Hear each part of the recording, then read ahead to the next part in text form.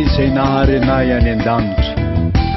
Jereo ty manjoanay ambany lanitra, jereo ty taninay.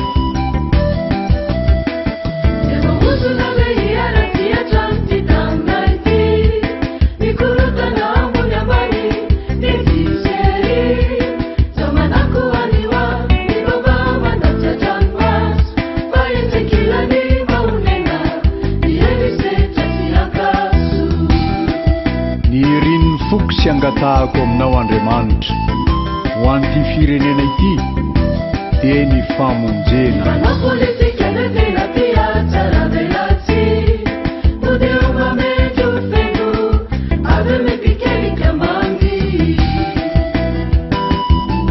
Tsy izay mandreny lalàna no marina eo anatrehan'Andriamanitra fa izay mankatoy izany.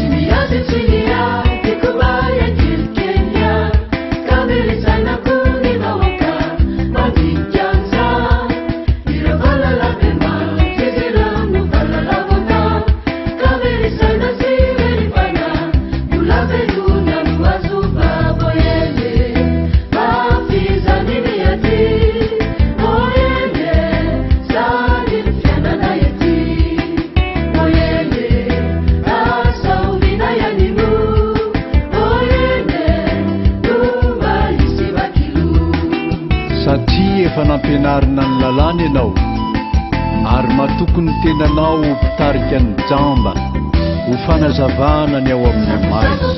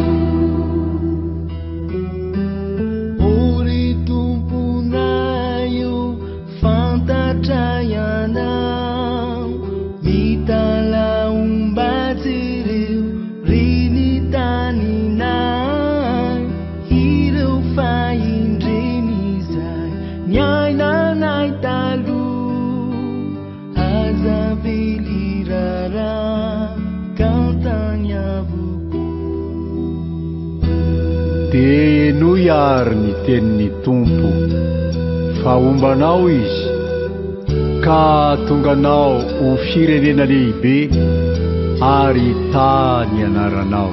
Dia tonganao ho firenena lehibe ary tany anaranao ao mba ho fitahiana tukuriana sizai manisisu ni firenena ema mitalawa nelira mivala mizaure izan nurefa utana zevita